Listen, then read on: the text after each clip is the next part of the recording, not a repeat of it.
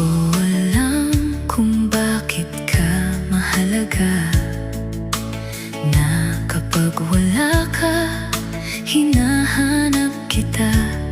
Kapag hindi kita makita, nananabik ang damdamin. Kapag maaari, gusto ko pa rin makasama ka.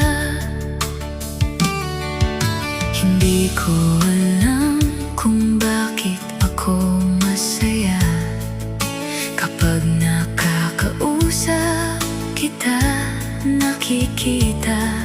Lalo na kapag nagtatama ang ating mga mata. Hindi ko maipaliwanag ang saya ng damdaming ito.